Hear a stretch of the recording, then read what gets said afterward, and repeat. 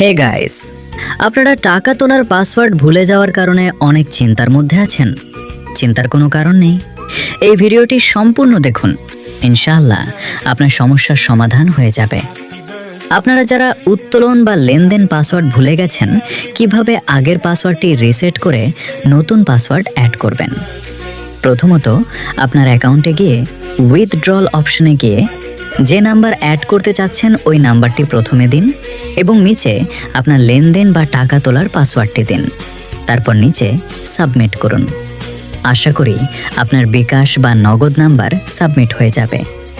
তারপর আপনার অ্যাকাউন্টের ব্যালেন্স অ্যাড করে টাকা তুলতে পারবেন। এবং আপনারা যারা টাকা তোলার পাসওয়ার্ডটি ভুলে গেছেন বা পাসওয়ার্ড ভুল থাকার কারণে বিকাশ বা নগদ নাম্বার অ্যাড করতে পারছেন না, তো আপনার প্রথম কাজ হলো আপনার ট্রানজ্যাকশন পাসওয়ার্ড অপশনে গিয়ে উপরের বক্সে আপনার আগে যে পাসওয়ার্ডটি ছিল ওইটা দিবেন এবং 2 নাম্বার বক্সে আপনি যে নতুন লেনদেন পাসওয়ার্ড সেট করতে যাচ্ছেন ওইটা দিবেন। 3 নাম্বার এবং 2 নাম্বার বক্সের পাসওয়ার্ড সেম দিবেন। তারপর সাবমিটের উপর ক্লিক করবেন। ইনশাআল্লাহ আপনার লেনদেন পাসওয়ার্ডটি সফলভাবে পরিবর্তন হয়ে যাবে। তা যদি আপনার কাজ পুনর কাজ না হয়ে থাকে, তাহলে আপনার উইথড্রল অপশনে গিয়ে দেখবেন টার্নওভার রয়েছে কি।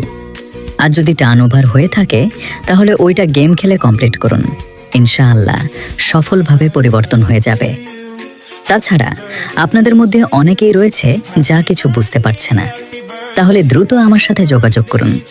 আমি আপনাকে নতুন একটি লেনদেন পাসওয়ার্ড বা টাকা তোলার পাসওয়ার্ড সেট করে দিতে পারবো। আমি আপনাদের বারবার বুঝিয়ে বলার কারণটি হলো, আপনারা অনেকেই আপনাদের অ্যাকাউন্টে ভুল টাকা তোলার পাসওয়ার্ড বারবার দিয়ে অ্যাকাউন্টটি লক করে ফেলেন।